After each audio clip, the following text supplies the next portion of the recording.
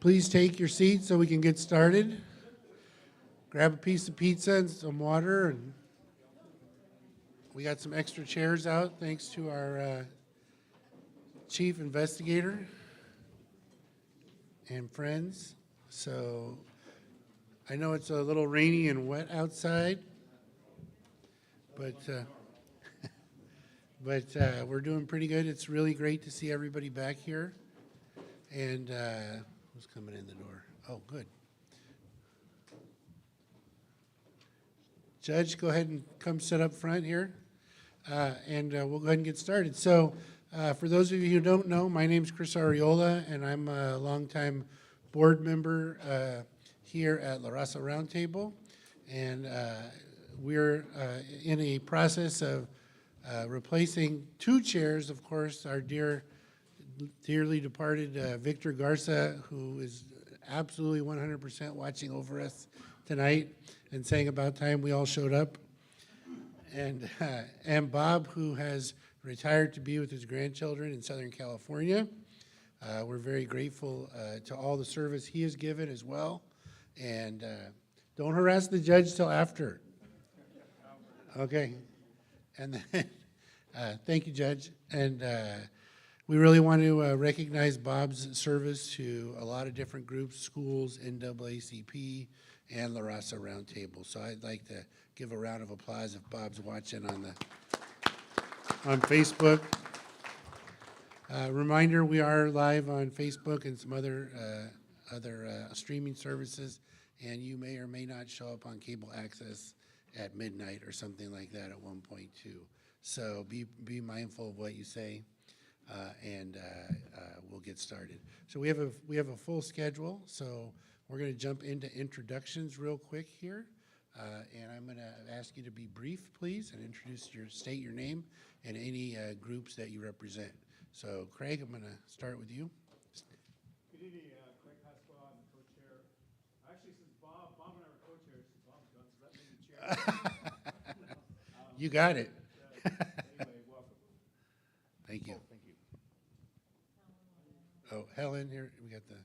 Helen Moreno, Dreams Business Solutions and National Latino Peace Officers Association. Can you hear me? Yeah. Good evening. Richard Santos, Vice Chair, Santa Clara Valley Water District. Good evening, Rose Amador, CEO of Conexión, and on the executive board, one of the founders of the Raza Roundtable. Good evening, everybody. My name is Derek Rodriguez. I'm here on behalf of the Office of Supervisor Betty Young. Good evening, Maya Esparza with VTA. Kwasiwat Trinidad with the American Indian Alliance, Kapulitoneleke, Conexión, and the whole community. Good evening. Adam Duran, current candidate for San Jose City Council District 3. Welcome. Good evening, everybody. I'm Robert Kemp, just a local San Jose resident, 5th generation. Thank you. Thank you. Steve Guerrero, I'm representing Workday Public Sector. Gracias. Buenas noches. Jose Luis Pacheco, your CalPERS board member and only Latino elected official on CalPERS. Hi, you guys. My name is Monique. I'm also a local here in San Jose, Santa Clara County, and today I'm just attending to see what happens, and hopefully we have a lot of good news today. Good evening, Fernando Higuera with the SOS. Good evening, my name is Pastor Raquel, and I am affiliated and collaborate with CHAM Ministries, with Exodus to Serenity Ministry, and with Epiphany Project, and now we have decided to collaborate also with SOS. Thank you. Thank you. Danny Garza, president of the Plata Arroyo Neighborhood Troublemakers. I sit with Alum Rock Urban Village Advocates. I sit with about 15 other organizations, and it's all good trouble. Hi, Noah McCutcheon Garza. I'm a student at Evergreen Valley College. Welcome. Buenas tardes. I'm Dennis King, Hispanic Chamber of Commerce. Thank you, Chris. Thank you, folks, for continuing La Raza. Thank you. Hello, my name is Fernando Cepeda, and I'm just here to assist and see if I can find resources to help other people in the community. Thank you. Jose Posadas with La Raza Historical Society, Santa Clara Valley, and County Registrar of Voters. I'm Natalia Cortez. I'm a resident here in San Jose. It's my first roundtable, and I'm with the Bay Area Ridge Trail. My name is Raymond Goins. I'm with Silicon Valley Debug. I'm on the executive committee of NAACP, and I'm here with the Coalition for Justice and Accountability, and I'm formerly incarcerated. Thank you. Good evening, everyone. I'm Damon Silver. I'm the acting public defender. Gabrielle Antolovich with the Billy DeFrank LGBTQ+ Community Center. And Bob, you better be watching. Chiefs, would you like me to let you introduce your staff in the back, or do you want them to introduce themselves now? That was the part of my presentation. Sure. Okay, well, we'll hold off on you wonderful folks in the back row then. Go ahead, Alberto Albert. Carrillo. I'm retired from the County Office of Human Relations and current member of the Veterans Commission of the County of Santa Clara, American GI Forum, DAV. Thank you. Good evening, Sean Allen, President, Silicon Valley NAACP. Good evening. I'm Dr. Patrick Marshall, and I'm the second vice president of the NAACP. Good evening. Speaker of the House, Silicon Valley, NAACP, Sharon Jackson. Good evening, Mike Braxton, Silicon Valley Executive Committee in NAACP. Good evening, Eddie Aubrey, Independent Police Auditor, San Jose. Good evening, Tony Mata, District Attorney's Office. Catherine McBain, Office of the Independent Police Auditor. Good evening, Ernesto Barajas from Calzada Neighborhood Association. Good evening, everyone. Caroline Mireles Saylor, Program Manager of the Day Worker Center here at Conexión, and also Bright Futures Recruiting Mentoring Program. Thank you. We have our officers putting some chairs out here so people can sit down. Thank you. And we'll get their introductions as well. Just your name and if you're with the group. Hi, my name is Maria Jose Funes. I'm a county worker from Santa Clara County. Thank you. Pastor Sylvia, I represent the Church, Christ Global Church, but also we have a non-profit for taking care of homeless people and those who are in chronic addiction at Story Road. Name's Daniel Costa, survivor of the street. My job is to go out and give those who are being held hostage to the streets, whether it's homelessness, addiction, domestic violence, share hope with them by letting them know that if a 6-time prison loser can do it, they can too. Thank you. Would you mind passing the microphone up front here? No problem. To the chiefs. Just go ahead real quick. Introduce yourselves. Thanks. Thank you so much. And we do have our speakers here. Everybody's here on this rainy night. Thank you for making it out. Thank you all for making it out as well. We do have a land acknowledgement, which is on your agenda. The Executive Board of La Raza Roundtable does hereby acknowledge that the meeting and facilities sit on the traditional lands of the Muwekma Ohlone people. And La Raza Roundtable further acknowledges with respect and reverence the Muwekma Ohlone people's tribe of the San Francisco Bay Area for their stewardship of these lands. Thank you very much. Okay, and we also, before we get going on our speakers, we have a blessing from our resident chaplain, Chief Mata.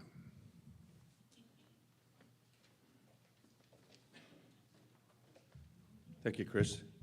And to the Vietnamese community, Chuck Buk Nam Moi, for a Happy New Year.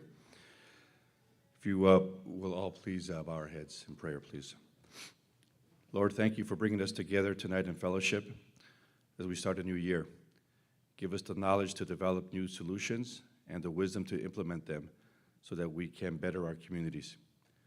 We also ask that you provide us with the strength and courage to navigate these challenging times so that we can continue to do the good work we do for others. Lord, we give you thanks for everything you have provided, and we ask that you bless and guide the members of La Raza Roundtable as they take on new roles. We ask this in your name. Amen. Thank you, Chief.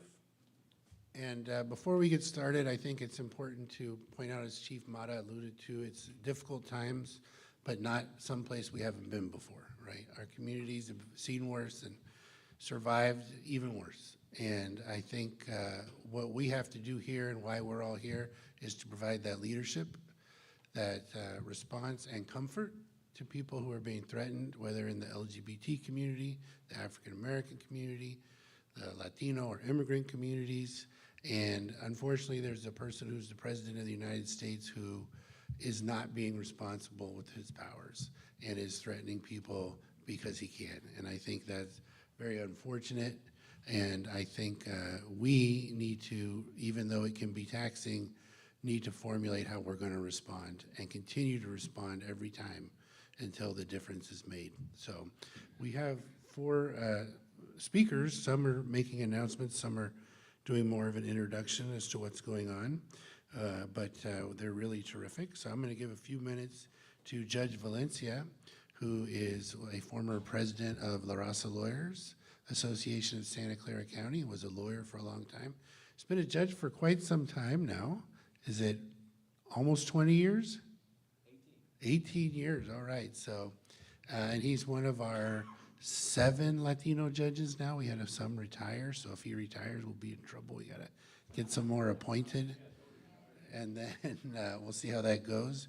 But he's gonna talk to us a little bit, I believe, about the civil grand jury. Is that right? You wanna come up, Judge? Thank you for being here.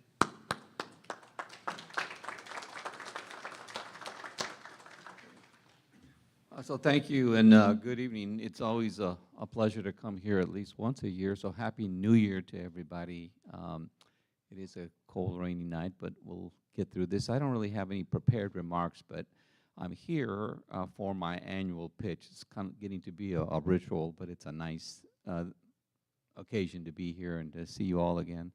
So I'm going to sort of just tell you, and I'm a little bit tired, like most of you are. Everybody's been working. I just got off the bench issuing restraining orders, search warrants, those sorts of things. But we're currently engaged in our annual civil grand jury recruitment. And you've heard this pitch before. Many of you have, but some of you have not. I'm going to repeat the message and hope that it's received in good faith and in goodwill, and you folks will take this message forward to the people in the community that you all know. And I like to start out by asking, how many of you have served on a jury, a criminal jury or a civil jury? Show of hands. We got to do better. We got to do better. So this is not that type of a jury. Everybody here is, by virtue of their citizenship, by virtue of the fact that you're tax-paying Americans, have a duty and a responsibility and an obligation to serve on a jurors when you get that summons. You know, a lot of people step up to the game, a lot of people have other things to do, and it's always a challenge for us to get people to serve on the jury. And it's just not people of color. I mean, it's across the board. Nobody likes to serve on a jury, and it's duty. Duty's not a good thing, but it's an obligation. It's a responsibility of citizenship. So let me tell you why this is different, and I've said it in the past, but I'll say it again. It's more difficult getting people to serve on civil grand juries because it's voluntary and because it's a one-year term. So there's nothing really palatable or appealing on its surface. But when you think of what it does, and this is what I want you to understand, and this is what I want you to sort of try to communicate to your constituents, to your community, to people who you know will have an interest in serving as a grand juror. So I start by telling you what grand jurors are going to do. And this is a opportunity for people to serve as members of a watchdog group over the community, over the governmental functions, people that, for example, monitor or administer the jails, the juvenile hall facilities, our hospitals, our schools. All of those are governmental functions. And people out in the community, we, the taxpayers, have a right to know who's collecting our money, who's spending our money, and how are they spending our money, how are they administering their jobs. A lot of people in the community make complaints to the grand jury, and the grand jury investigates those complaints and makes reports. It's a very, very important oversight responsibility, and we need members of our community to be involved in that process. But we don't always have a representative group in that community. There are 19 grand jurors who serve. We typically get maybe 5 to 7% Latinos to apply for the application process. So I'm here to share that information with you, so hopefully you understand the urgency of getting more people involved. So I'm not going to preach to you because I know you're here and you're invested in your community, but you know other people out in your community that are qualified and interested and dedicated to serving as grand jurors, and we want them to apply. They have to be 18 years or more. They can, as long as they can serve for a year, they can read, write, and understand, are fluent in English, aren't currently serving on any other jury service, and have a genuine interest in their community. So I brought, like I always do, a bunch of flyers and pamphlets to distribute here, but also the Santa Clara County Superior Court has a very good website with all of the information and a whole cache of reports that have been filed, so that if you're interested to see what they've done, what they've investigated, how that has impacted and improved the community, you can go there. All of the information that you need for civil grand jury service, the deadline is coming up March 28. So it's, we have about five applications from Latino applicants, but we'd like to have a little bit more. So that's my message to you. I urge you to give it your priority to distribute that information to the community, and I'll leave the flyers here on the table. Thank you and have a good evening.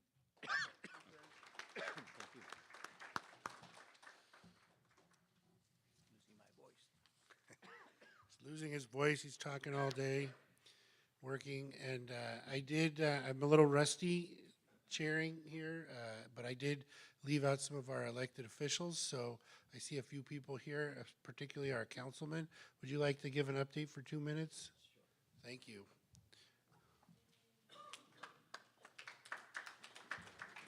Good evening. My name is Bien Duan. I'm your city council in District 7 here.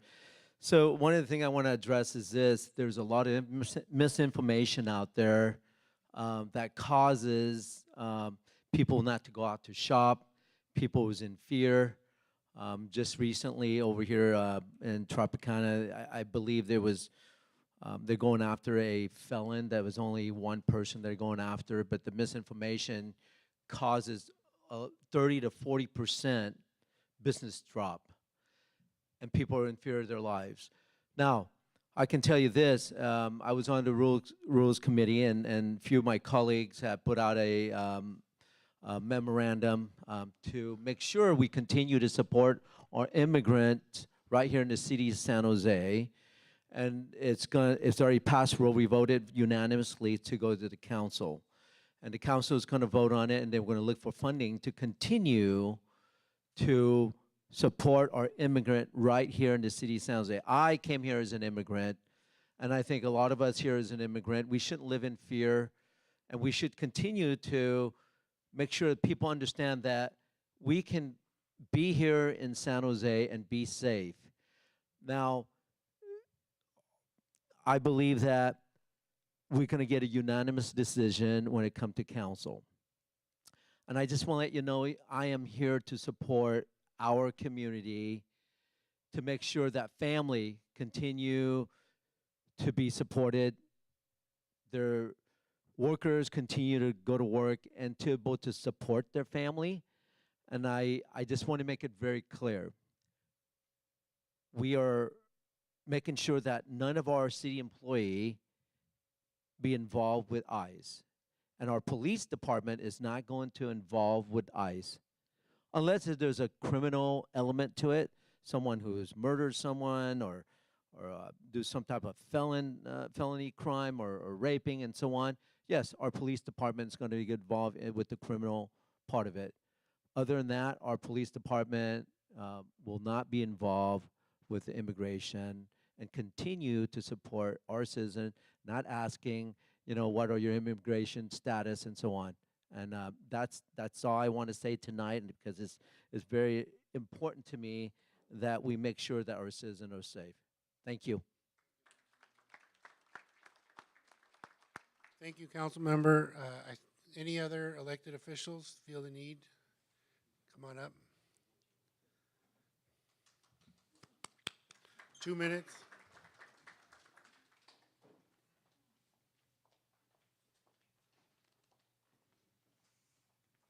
Thank you. We earned our seat, right? So we get some time on the mic. Corina Herrera Loera, trustee for the Alum Rock Union Elementary School District. And I would be remiss if I didn't point out there's no women here. So hopefully next time we have some women sitting up here, although it's great to see friends here. For Alum Rock, we have last night passed a resolution along with ensured that our policies are in place.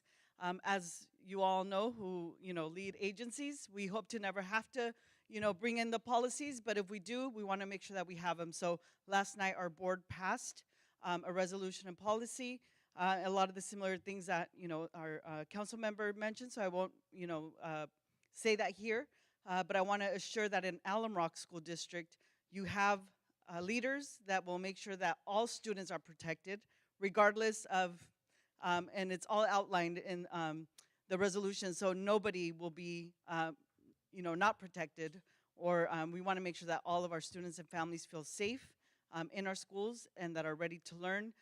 Also, as all of us have had teachers, we've had those teachers that come in and walk in and, are like, open your books to page 45.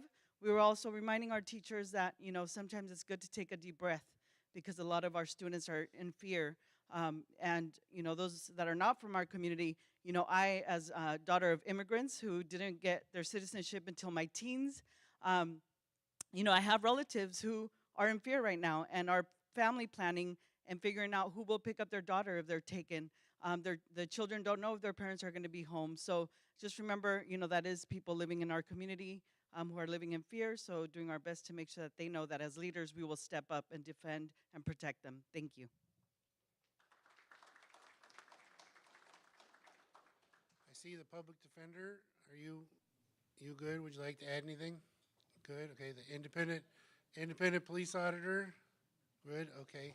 I like that. People skipping. That's good. All right. That's all right. Anybody else I missed? Rose, did you want to say something? Oh, I forgot a lot of stuff. What did I forget? The list you gave me. You got me. Oh, yeah. Okay. I'm with you, Rose. I didn't bring the list, though, so I'm in trouble. But yes, couple housekeeping items is I had mentioned we're going to have a rotating chair this year with Rose, Raul, Craig, and myself taking turns to do it. And also what we really need is we need people to pay your dues. We will have some forms out. And we will ask people at some point, helps provide the food, helps keep things going, stuff like that. If you'd like to donate food one month, that's a nice item as well.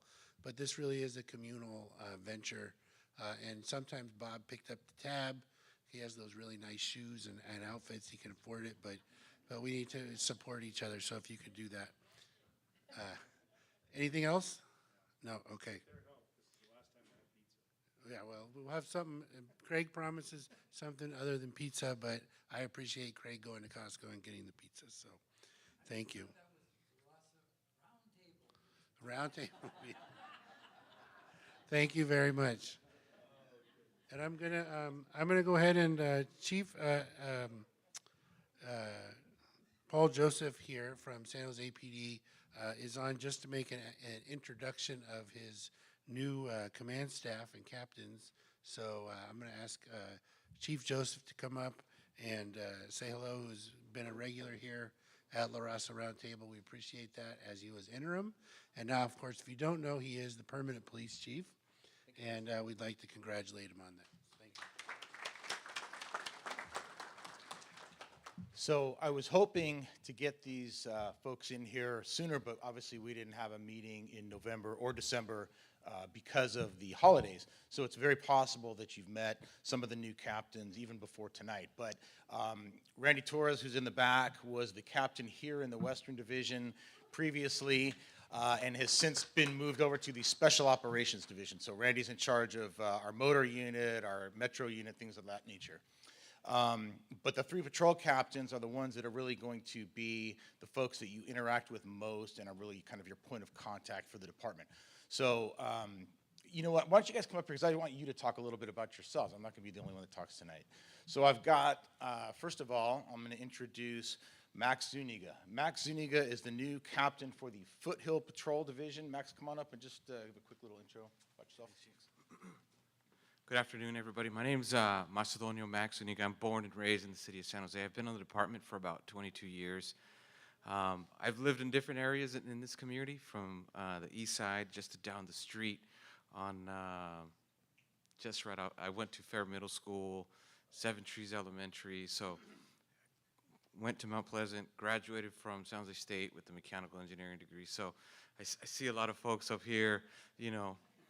So I also, as a son of immigrants, understand many of the community concerns, right? I remember I was about 10 years old when my folks would come home for the evening, and they'd have some of these same discussions that are occurring today.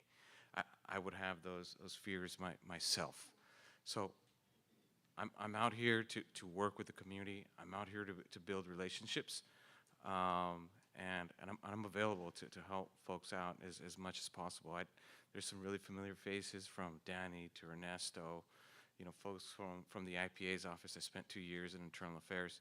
I truly understand what Chief Mata and Chief Joseph, I truly understand what it means to uphold the standards and accountability within the department, and what the expectation is for our officers to build trust, right? And how some little incidents can sometimes break the trust of our officers and make those things that we do on a day-to-day basis that much more difficult for our community members to work with our police officers. So thank you very much. Next, I'd like to introduce Ken Tran, Captain Ken Tran of the Western Western Patrol Division. That's this area right here. Kenny, come on up and talk a little bit about yourself, please. Sure, thank you. Good evening, everyone. Like the chief said, Ken Tran, newly promoted captain. I've been with the department for 25 years. First generation immigrant from Vietnam. I came here in 1979. I actually grew up in this area. I live off of Lucretia. I went to Robert Kennedy Elementary School and Fair Middle School, just like Max. Believe it or not, I actually ended up at Foothill High School at one point. But you know what? Look at where I am now, right? That's what America's about. You have opportunities, you seize it, you work hard, and you achieve your goals. So I just want to say a few things. Thank you for having me here. Appreciate it. And finally, I'd like to introduce Ali Miri. He is the captain of the Central Patrol Division. Ali. Hello, how's everybody doing? My name is Ali Miri. Similar to my predecessors, I came here in 1979 from Iran. My family's first generation immigrants here, so all the issues that you guys are dealing with. Going back to the 80s, being from the Middle East, it was not very easy. And so there's a lot that I can relate to, a lot that I understand. I work quite a bit with people just to try and explain things like that. Like, although I'm wearing this uniform, I've lived in this community since '79. I went to Athenauer, then Branham, and then Branham got shut down. We got shipped to Del Mar, and some of us got shipped to Lee. So I went to San Jose State. My family lives here. I'm still raising my kids in this city, so I believe in this city, and I believe in the communities that are in the city. So just like Max and Kenny said before, we're all here to help, and reach out. That's what we're there for. Sometimes it's just having that face and that presence to explain to people, ease their fears and their concerns, and that's what we're here for. That's what we'd like to do. So please feel free to reach out anytime. Thank you. So he's not here tonight, but this afternoon I announced that I'll be promoting Deputy Chief Brian Spears. He'll be leading our Bureau of Investigations. And listen, these guys are all very humble, but the reason they're all promoted is because I have great faith in their ability, their character, their integrity. They're all widely experienced throughout the department. As you could tell, they come from varied backgrounds and bring that perspective to the job. I also have with me tonight Deputy Chief Brandon Sanchez. He oversees the Bureau of Field Operations. And Brandon's been with me on a couple of these meetings. I think a lot of you know him, but he's here as well representing the department. So anyway, I just wanted to put a face to the name for all these folks, and I'm sure that in your different interactions, solving problems in your community, you'll probably be talking to each and every one of them. So thank you very much. Okay, I think that takes care of our announcements, and we're going to move on to our two guest speakers here tonight. Right here. Okay, so I'd like to start with Wee Tran. So he has been an ally of La Raza Roundtable for a long time, and he is the new executive director of Siren. And I'm going to get the acronym wrong, but they do everything that a siren should do to warn you of trouble. They work with immigrant communities, predominantly Latino immigrant communities. Here in San Jose, they provide both legal advice and practical support for immigrants in the community. And if you're not familiar with them, that's why he's here tonight, so people can find out how to get help and find out all the good things that Siren do. So thank you for all you do, and the microphone is yours. Thank you. Thank you very much, Chris. Thank you. Thank you for the introduction, and as Chris mentioned, my name is Hui Tran. I am Executive Director at Siren. And Siren stands for Services, Immigrant Rights, and Education Network. Thank you for the reminder. Quick question here, because I kept hearing these stories about folks who say they came to the United States. Raise your hand if you were not born in the United States. Go ahead, raise them high. There you go. And this is not a small part of our community. Right? We're actually in San Jose, 40% of folks who live here are foreign born. This is a significant part of our community, and this is why this is a very precarious moment for all of us now. Does anyone know what the tail wagging the dog means? If you do, go ahead and just give me a definition. Somebody, anybody? No? The tail wagging the dog is a phrase that means that your attention is being drawn to something while something else is happening. There is a narrative being played out in front of us right now to justify the mistreatment and oppression of millions of people in this country. And that narrative, that tale, is the criminal narrative.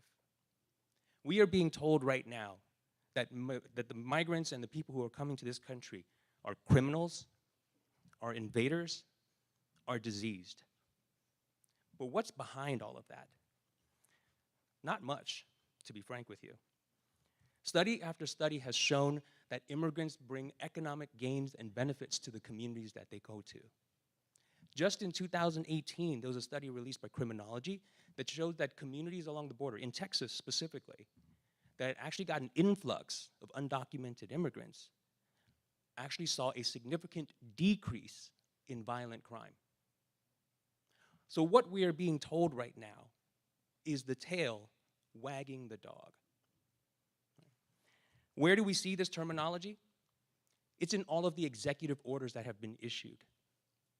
The orders describing what this country is experiencing: a strong economy, great employment, strong communities, that's all being described as an invasion. It's being described as disease. We're seeing this narrative replicated across states and local communities as well. The policies that we have to fight are a result of this narrative. And this is why we have to stand up and we have to correct it whenever we hear it and whenever it is presented to us. So let's turn our attention to what's actually happened in just this past week and a half, couple of weeks. And I don't know about you all, but sometimes time just moves incredibly slow, and this is definitely one of those moments where it's felt like that. There have been numerous executive orders issued by the president that does 4 things. 1, it turns the interior of the United States into an enforcement dragnet. We're seeing operations happening all across the country, all just trying to root out families and people who just want a better place to live. It seals the border, including by shutting down the refugee programs, similar to those that actually allowed my family to come to the United States. It's rolling back existing protections for immigrants in this country, and it's restricting future arrivals. Now, that's just the president. What's happening in Congress? Our Congress passed a law that is paving the road to allow mass deportations to occur. This was done specifically through a bill called H.R. 29, aka the Laken-Riley Act, misnamed after a person who's definitely a victim of a tragic crime, but actually does nothing to address what led to that in the first place. And we are seeing ICE operations across the country.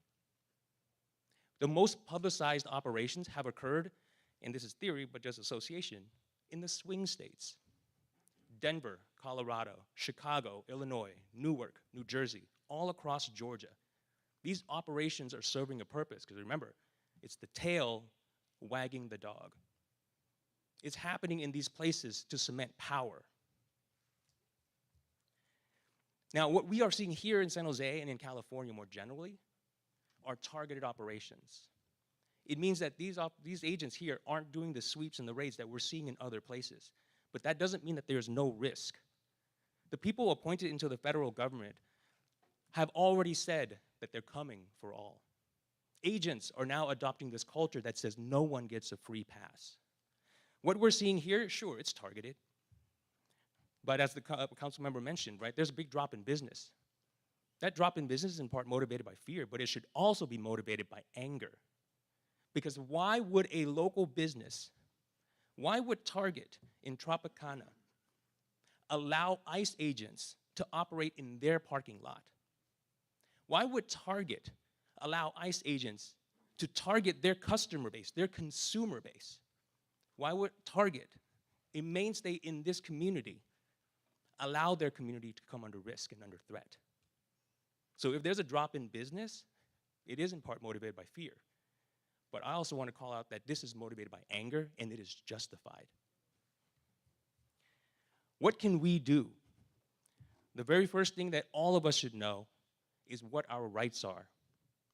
The Fourth and the Fifth Amendment applies to everyone in the country, not because it confers individual rights, but because it is a restriction on what the government can do to us. So learn that, not just for yourselves, but for the people around you. If you have the ability, support rapid response networks.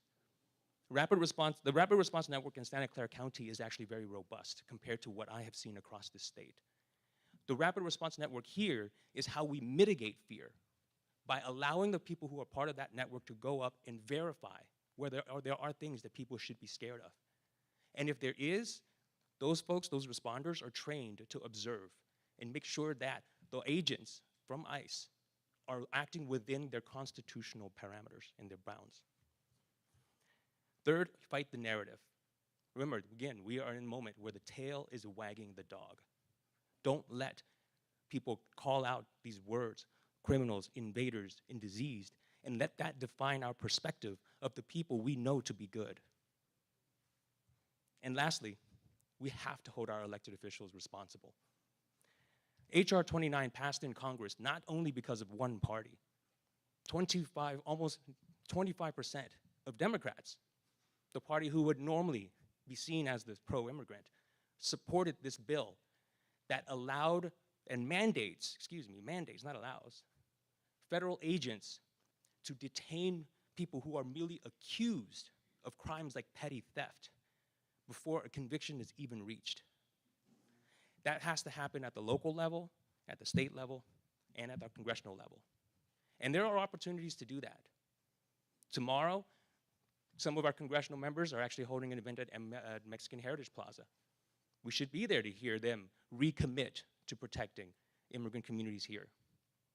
On Tuesday, our San Jose City Council is going to be voting on whether or not to recommit to its status as a welcoming city and ensuring that there are no resources dedicated towards working with federal agents. Let's show up and hear our local council members say that they're going to do that and then hold their feet to the fire when they don't. This is a moment that calls for allies to step up because the people who are most impacted are the ones who have the least voice. Immigrants can't vote. They are scared. And that's why all of us have to stand up for those who are being oppressed.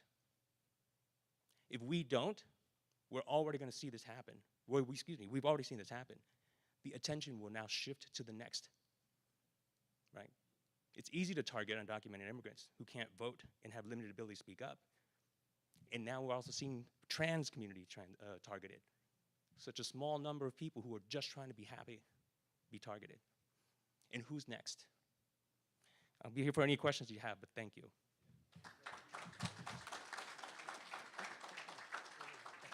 We have questions? Yeah. How do you relate this to possible displacement in the future of our families in the East Valley? Because I sit with the Allen Rock Urban Village Advocates, that's the Allen Rock and King and Allen Rock, and that's what we're worried about, that this fear is going to force our families out of the area. And you know what? That's also the goal, right? That's the objective. The objective is to make life so miserable for this poor group of people that at some point you just give up, you get up, you go, right? This is part of the reason why it is important for us to change and challenge the narrative, because we have to be able to make sure people know that we don't see our immigrant neighbors as criminals, as invaders, as folks who carry disease, as vermin, right? These are our neighbors, friends. These are our coworkers. In some cases, these are probably our bosses, and they're good bosses. But these are the folks that we have to stand up for and tell them that there is a place for them here. Other questions?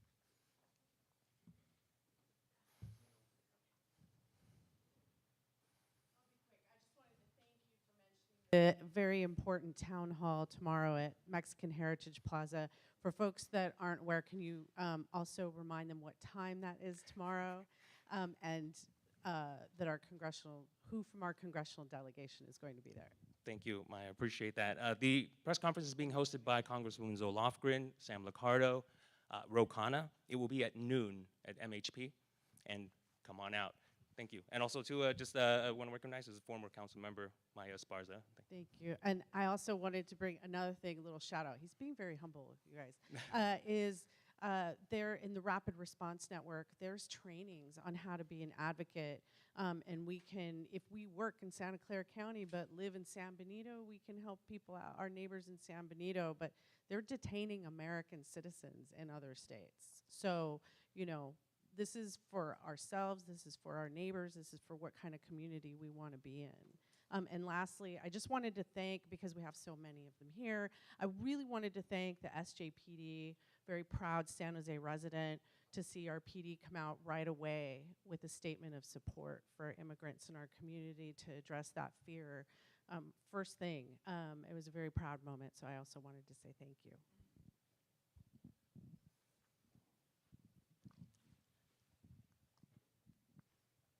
I'm curious what you think will be the case over the next, 4 years. This is really 4 years that we're talking about how people, in regards to human trafficking, or whenever things like this become really politicized and really, people are going to try to take advantage of migrant communities, not just the government, but people who are trying to profit off of their bodies, basically. How are you anticipating this change, and maybe to the police, like, how are you working with migrant communities to protect them from people who might want to take advantage of them because of this intense moment? I'll defer that question to our police officers with San Jose PD. But in terms of what the 4 years will look like, that's like trying to predict what's the worst thing that can happen to you. And sometimes you don't want to know, right? Right now, what we're expecting, this is the first 10 days, first 2 weeks. And right now, there's a lot of what's called shock and awe. A lot of this is intended to grab the headlines, grab attention. And then it motivates people to actually go out there and take on just more draconian actions. In other states, not yet here, state elected officials are trying to pass policies that would require students to disclose their immigration status in school. That's Oklahoma, right?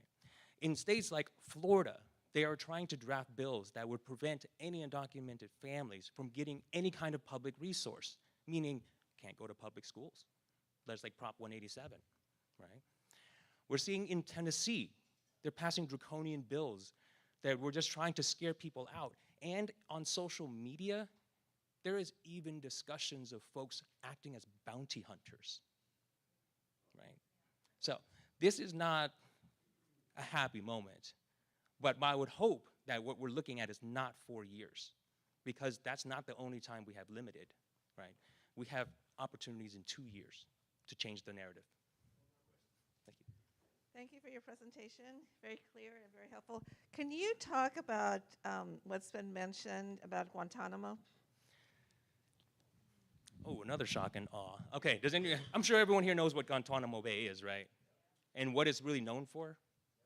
Torture, housing enemy combatants. Well, now it is being positioned to become a 30,000-bed detention center. 30,000 people. That is larger than towns. We're talking about shipping people who are come to the United States for work, for family, for opportunity, into a military detention facility in a third nation. So this is not between the United States and a nation of origin. Gitmo is in Cuba. The military is going to get involved to make that happen, right?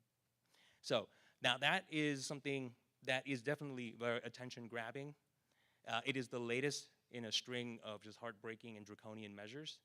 And I'm thankful for that you're bringing that up, because I hope that just motivates you to see that right now this isn't about crime, invaders, or disease. This is about oppression and humiliation. Yes, of course. Are you keeping your website updated daily so that we can download all this information and get it out? We actually are working on a resource bank with information that can be shared. But interestingly enough, speed moves fastest on social media, right? Good information and bad information. So definitely follow us on Instagram, on Facebook. I would also strongly urge each and every one of you to follow the Rapid Response Network. The Rapid Response Network provides solid and up-to-date information as quickly as it can move, with verified reports of whether there are ICE agents around or not. And when reports are made, but there is nothing, Rapid Response will also state that to ensure that any of those rumors get quelled. Okay. Hi, Rebecca. Hi, good evening. Does the Rapid Response Network have enough volunteers, or do you need folks from here that are here tonight to volunteer? I feel like this is an all-hands-on-deck moment, so it's kind of really hard to kind of say that we have enough people, because it never feels like we have enough.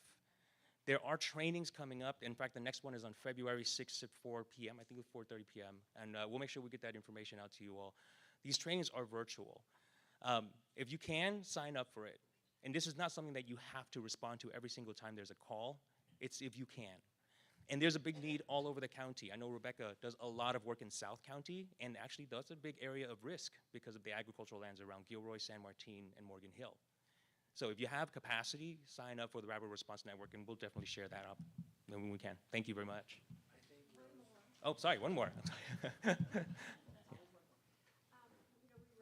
Profit here, we have the Day Worker Center. What is our obligation? I mean, a lot of our, clients are undocumented. Can we lock the doors? How do we keep them out of here? This is a great example of know your rights, because the rights apply as individuals, but it does also apply to organizations. This is gonna be there's a lot more detail that can go into it, but what I can share briefly is this. As an organization that works with undocumented folks, and this can be true for businesses, it can be true for any offices or businesses you maintain, the Fourth Amendment applies to you as well. ICE agents can walk into any place that is considered public, for example, a lobby. But if you have areas that are designated employees only or restricted access, those are safe zones where they have to have a warrant to enter unless they have your consent. So it's always good for organizations that serve undocumented, the undocumented community to create plans in the event that ICE agents do show up, right? Find a place where you can put folks that is considered a private area, meaning no access to the public, a break room in office, right? And also know that you don't have to consent to ICE agents who show up and ask you to look around. They may present it as a demand, but without a warrant issued by the court, by a judge, doesn't count, right? You can ignore an administrative warrant, and the worst thing that they can do is go back to court and ask for a judicially issued warrant. So, briefly, but we'll get some more information out to you.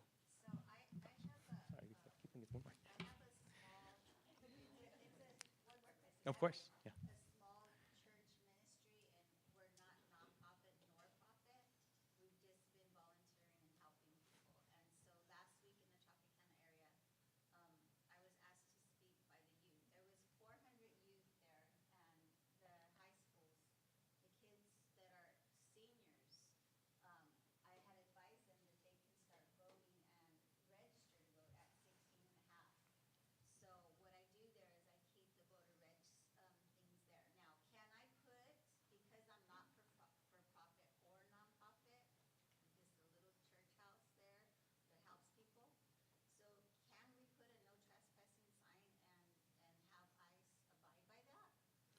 It's not necessarily based just on the sign, but on how you actually use the space. So in a church, for example, in the main hall where people will normally go in and out of.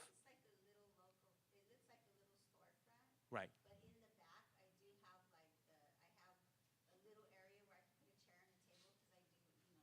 Right.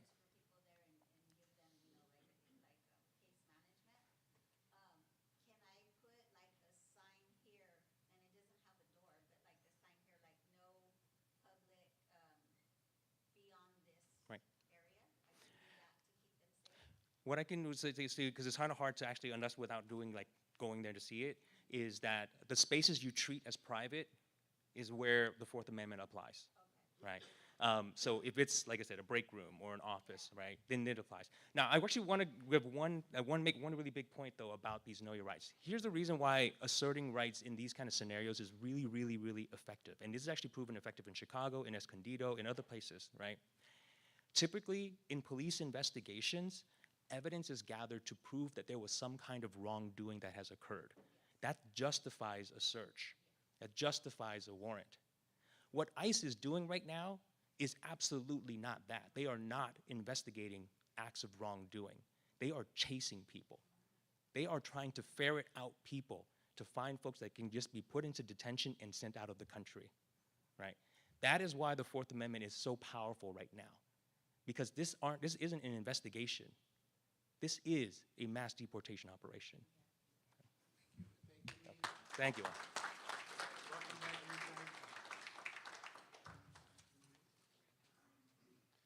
And thank you. It's always good to have, we hear from Siren and our other friends from Siren and other Catholic charities, Alexander Law Center, and all the different groups that work to protect immigrants in our community. So thank you. And our other guest speaker tonight is Chief of Police of Gilroy. Oh, you got to wait a minute. I got a special introduction for you. He happens to also be chair of the Police Chiefs Association of Santa Clara County. And he claims that he might retire at some point. I don't know if that's true. But Carla from the Raza Roundtable Board is going to give him a more formal introduction. Good evening, everyone. Thank you for being here. It's really nice to see a lot of you here. And I'm introducing my friend today. And I just want to put the elephant in the room. We do have a history with law enforcement, right, as people of color. And it's not good. I just want to say that. And then there are good cops and there are bad cops. And there's some good cops here tonight. And I think your stories, thank you for sharing them. And also, you know, it's when you see people do things when nobody's watching. A couple of them were helping me with the chairs. Thank you, appreciate that. So it's things like that, right, that build community and relationship and trust. And we are gonna keep holding you accountable though and speaking truth, and we'll have conversations about that. But today, I wanted to introduce my friend, Chief Espinosa. He's buena gente. If you know what that means, that's good people. He cares about his community. He grew up in Compton, also immigrant background, and he knows what it's like to be dealing with racism and oppression, living in Compton. And, Compton.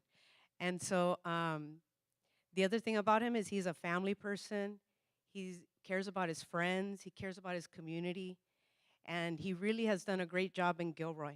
And so we wanted to invite you here, not only because, you know, you're going to speak also about law enforcement and immigration and kind of, you know, the statement that you all put out to San Jose PD, Gilroy PD, but also the work that you've been doing there for the community, listening to people like from, you know, Caras and some of us who work there. And so just wanted to appreciate him because he's very humble. And so this is a way to acknowledge you today. But I want to say now a little bit of the bio. That's the personal part. So he's the chief of police for the Gilroy Police Department. He went to school in Chico, got a sociology degree. He also worked at UC Davis, Vacaville Police, and Gilroy PD. He has implemented policies focused on de-escalation, transparency, and community engagement, especially in Gilroy's Latino population. He's dedicated to rebuilding trust, serving his community alongside his wife, Zenedith, and their 2 daughters. Welcome, Chief Espinosa.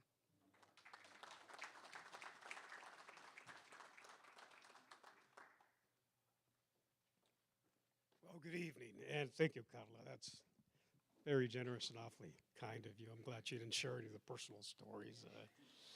And so I appreciate the invitation. As mentioned, I do serve the dual purpose of being the president of the Santa Clara Police Chiefs Association. And so as the president, what we do is we collectively gather our thoughts and discuss issues that are affecting public safety countywide. And so we faced a similar scenario in 2017. And in 2017, we stood in solidarity to assure our communities that the role of municipal policing is to, 1, build trust and ensure that our folks are reporting crime, and so that, 1, we could prevent victimization, but accurately capture what's occurring in our communities. As alluded earlier, what we have found is that when there is fear in our communities, then we clam up, and crime doesn't get reported, particularly crime that is affecting those very communities that are in fear. You know, in my community, it's a farming community. And so not only do we have undocumented folks, we have migrant workers, and we have a huge guest worker program. And often these folks get targeted because of their appearance, because they're in a group, when in reality, they're here on guest worker visas that are benefiting the local economy because of the large amount of labor contractors that we have in our community. And so that is challenging for us, and it's problematic as police executives because the assumption is that because we wear the uniform, we are going to take an enforcement stance on immigration laws. And what we've been doing collectively, and we agreed as police chiefs in the county, that we were going to address our communities independently. And each of our communities have our separate concerns, you know, particularly in Gilroy. I like to believe that I have a pulse on what's going on in the community. So I want to ensure our constituents, our community members, that our local police, our municipal police, is not taking any enforcement on any immigration laws. You know, having said that, not only is that currently against the law with SB 54, but there are some gray areas. And these are the challenging areas that we navigate. I don't think anyone's going to disagree with the fact that often we encounter violent people, regardless of their immigration status, that need to be addressed. And so the question always comes up, are you going to honor ICE detainers? The answer is no. We honor judicial warrants. So often there's both. There's an ICE detainer with a judicial warrant. And so the county of Santa Clara, particularly at the county jail, back in 2017, 2018, when it was declared a sanctuary county, had some problems with giving the community a correct answer. And at this point, that is still being routed through the county. At a municipal level or a local level, we deal with the judicial warrants, regardless of immigration status. And so that sentiment is echoed across the county from the rest of the police chiefs, and we continue to, our endeavor is to build trust, to build relationships with our community members so they feel safe, not only in the community, but the comfort level to report crime. And by the way, kudos to Chief Joseph, who was first to publicly take that stance, and many other of the county chiefs have followed. In 2017, we did release a statement, and collectively, as the chief groups, we have agreed to revisit this in February as well and see if that is the will of the group. But personally, we've released our statement, and I continue to address community members on a daily basis. And I'm available for any community member, any group that would want me to publicly express how we stand as a police department. And so having said that, I usually use analogies, but a question always comes up about federal law and what role does the police department, local police department has in enforcing federal law. Local jurisdictions is not the function to enforce federal law, and the example I use is recreational marijuana use. Even though it's still not recognized federally as legal in this state, we don't enforce the federal law surrounding legal use of marijuana. And so without getting into the mechanics as far as the supremacy clause and what trumps state law, does federal trump state law? It depends. And so I'll open it up for questions. I do have some of my peer chiefs here, Chief Mata, Chief Joseph, and if I don't have an answer for you, I think collectively we could come up with something that we could share with you. Any questions for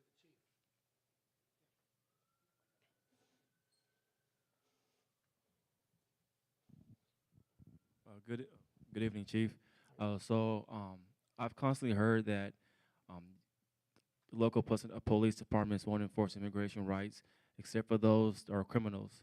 And if you're a criminal, it's okay to be turned over to ICE. So how is criminality in the passing of Prop 36, which criminalizes homelessness, impact your policy on immigration when a large part of the homeless population are immigrants? And so I mentioned earlier that our job is to address crime regardless of immigration status. And so that is not a question, that is not anything that we would ever ask when we are encountering someone that potentially has been named or is a suspect in a crime. And so Prop 36, and the immigration enforcement laws are a little bit different. The Prop 36 at a state level, which reintroduce petty theft with priors, and made in some cases, depending on the amount of the property and or whether it's vandalism that is caused, then it becomes a felony. But it's a little bit, if we arrest someone that is involved in some Prop 36 related crime, those wants and warrants checks are not going through ICE per se. And so it's a little bit of two different components, two different aspects to that crime. But yeah, crime is a crime. Doesn't matter of the immigration status. It will get addressed as a crime. Any other questions? Yeah. There and then there. Chief. Just to piggyback what Raymond just said, for example, last night the mayor of San Jose was on TV and he made statements like, if people were involved in violent crime, then there's a possibility ICE would get involved. Well, our criminal justice system is very clear about the police don't decide innocent or guilt. That's what the courts are for. Right? And give you a prime example, one of our migrant people were just killed in the county jail who was there on a misdemeanor vandalism charge. The courts haven't decided he's innocent yet. So the idea here with his statement, it was very alarming for me, and I would like to know how the chiefs are going to work that angle, because again, the justice system says presumption of innocence. So when we're saying people were involved in violent crime, the indetermination of that person is involved in violent crime is at the purview of the courts, not the police. So how does that work? How would you respond to the mayor's statement? I know it wasn't your mayor, but it was a statement, right? And so we heard it. Well, I'll answer the question as in general as a whole without making any reference, because I'm not familiar with what's stated by the mayor, so I don't want to misquote the mayor and provide you an answer that may be contradictory. But what I could tell you is that, and maybe I should clarify this, that if we are investigating a serious crime, part of that investigation doesn't involve whether looking into someone's immigration status. Okay, what is involved is whether or not they have some sort of judicial detainer or judicial warrant, whether they're wanted or not, whether they're on probation or parole, but not whether or not they're here legally. Let me just clarify that. Okay, thank you, Chief. My question's sort of similar in the same vein as Sean's, in that how are you going to work with the council? Because here in San Jose and Gilroy, I'm sure your council's a lot different than Los Altos or Santa Clara. And you have a policy that you've laid out for us, but what happens if the council gets involved and says, no, we don't like that policy? Who's going to, what's going to trump who? Yeah, that's an excellent point, because as the executive, one, I have to walk the center of the aisle. Are there differing of opinions amongst council members politically? Absolutely. And so when we talk about immigration enforcement laws, council cannot supersede state law. And so if the law says that we're not going to use any local resources to enforce any immigration violation law, a council member cannot supersede that. And so as the executive, it's my role and it's my duty to educate them.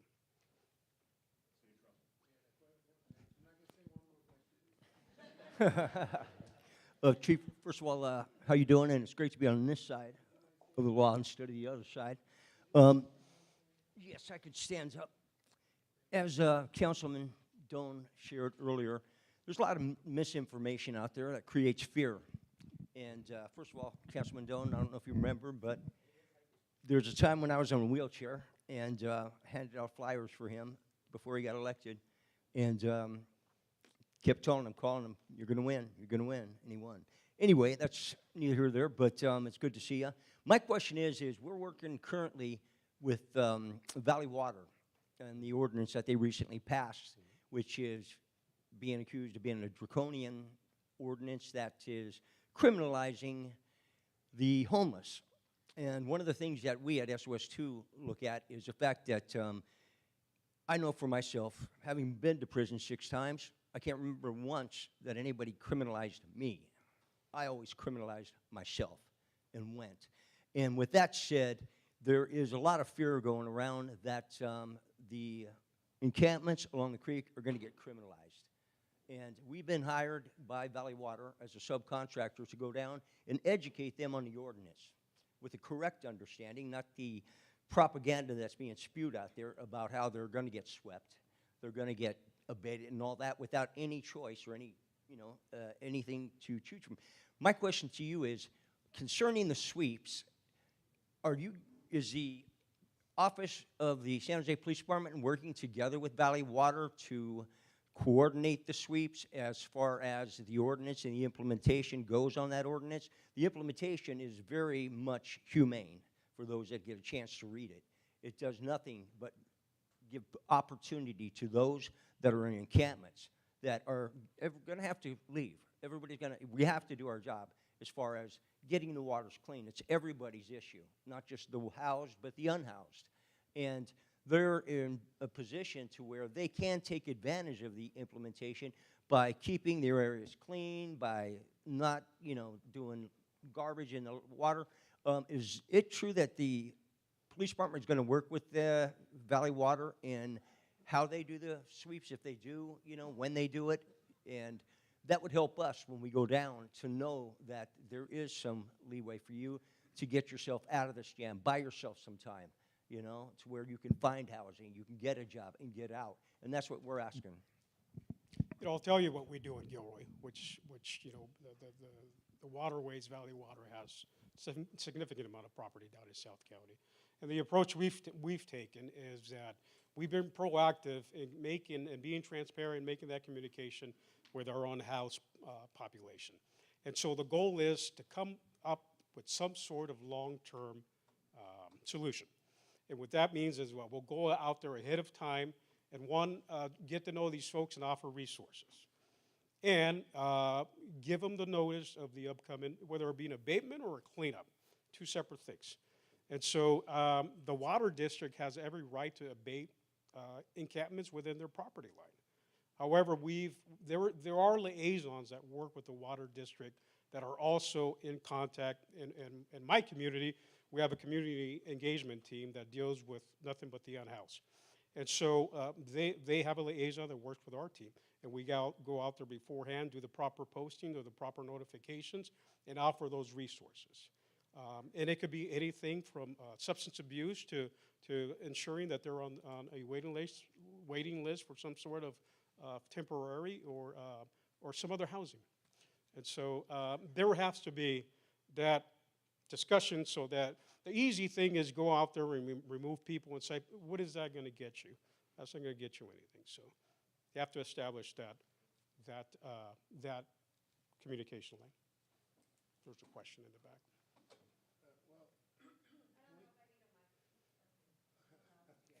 All right, very quickly, because we do have to wrap up. Thank you.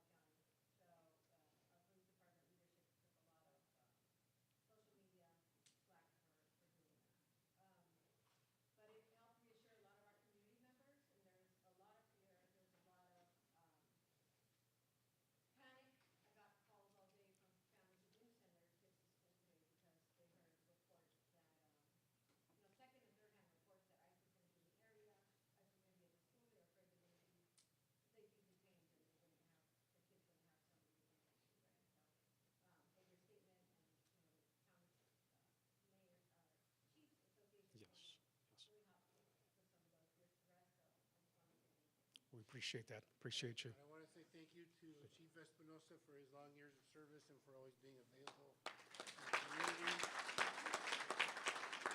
Thank you very much. Oh, you want more?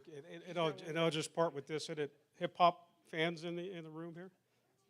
So I grew up in a pretty impoverished area of Compton, and so the odds were stacked around everyone that was in my neighborhood, my street.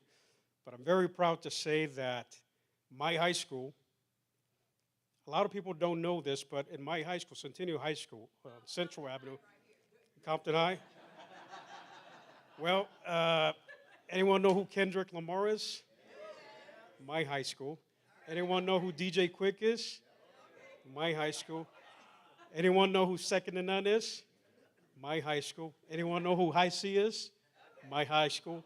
Hall of Famer Larry Allen, number 73, Dallas Cowboys, offensive lineman, my high school. Thank you. Okay, we have a few minutes for announcements. Somos Mayfair asked us to announce they're doing a march at King and Alum Rock on Sunday, the 2nd, at 2 p.m. And when was the Mexican Heritage event? On Saturday at noon at the Mexican Heritage Plaza, there'll be a panel with elected officials talking about immigration. And on Sunday, there'll be a march at Alum Rock and King at 2 p.m. Organized by Somos Mayfair. Yeah. Yeah, Carla wants to do an announcement. And I was going to open it up. If you'd like to make an announcement, please keep it to 30 seconds if you can. And I'm going to let Carla go first because otherwise she'll push me out of the way. Yeah. But go ahead and So, line up right here if you want to. thank you to our guests today. Thank you for being here and for all your words for the community. Next month, we have confirmed the county executive, James Williams, will be here, and Supervisor Otto Lee. And then the other thing that we're adding, today we had invited a poet, Joe Navarro, because these next 4 years are going to be difficult. And the way to, deal with difficult things is through art, dance, culture, and so we're going to be incorporating that at the end of every meeting. Hey, everybody, just a little bit of good news. I represent the First Tee of Silicon Valley. There's about 150 chapters across the country. So number one, our coach was Coach of the Year, and it was actually just featured in Golf Magazine. We're celebrating our 25th year, serving over 5,000 students from Gilroy all the way up to Palo Alto, but right out of here at Rancho de Pueblo. So ultimately, if you have the opportunity, we're going to be having some family events, First Tee of Silicon Valley. If you want to get your kids involved in something that allows them to teach life skills like honesty, integrity, sportsmanship, some good stuff, please join us. We have some great clinics, and we're right down the street here at Rancho de Pueblo. The cost is really affordable. In fact, we have scholarships, and the scholarships that we provide actually allow our children to be able to learn those life skills for less than $50 per student for up to 7 weeks. So if anybody wants to pay full price, we'd be more than happy to take your money as well. So thank you.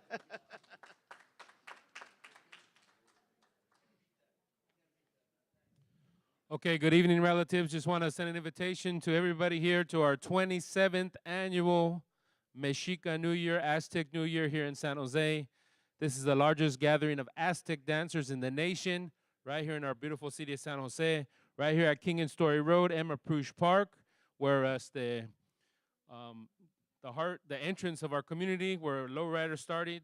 And so we're working with the local Moek Maloney tribe to honor them as well for the 4th annual California Native Nights. And we want to encourage, bring all our community together to be proud of who we are, be proud of our culture, to remember who we are as indigenous people, and remind our people that it's okay to celebrate and to be safe. And so I'm glad to hear all the announcements today, and we're looking forward to working with everybody to make sure all our guests are safe for that weekend. Thank you very much.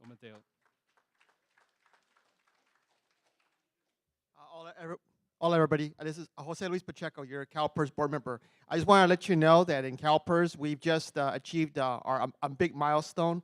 We are now at $502.3 billion in assets under management.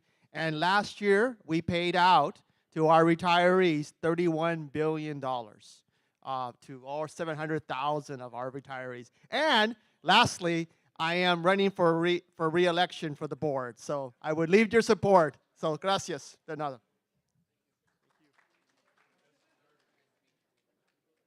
Yes, Eddie Aubrey, Independent Police Auditor. I just wanted to make a quick announcement that we hired an assistant IPA, stole him from Sacramento. He was Inspector General overseeing SAC PD and the Sheriff's Department. So I'd like to introduce Dwight White, if you could raise your hand there. And just make him welcome. We stole him from SAC, so we're really happy about that. So welcome him to San Jose. Hello again, I'm Adam Duran, and I'm from the east side. I like Mount Pleasant High School, Story and White Road, so it's good to see some alumni here. So I'm running for District 3 San Jose election, April 8th, and the reason I'm running is because I want to bring back trust, integrity, to help bridge that gap that has been broken, and bridge it with trust, integrity, and accountability back to City Hall. Thank you very much. Thank you, everybody. Thank you to all our speakers tonight. I very much appreciate it. Thanks to our friends from the NAACP for joining us here. Thanks to our friends from the LGBT community, because we got to all be together if we're going to make a real fight. So thanks, everybody. Thanks, Carla, for helping set up the meeting. And we'll see you guys next month. Eat some pizza, too, please.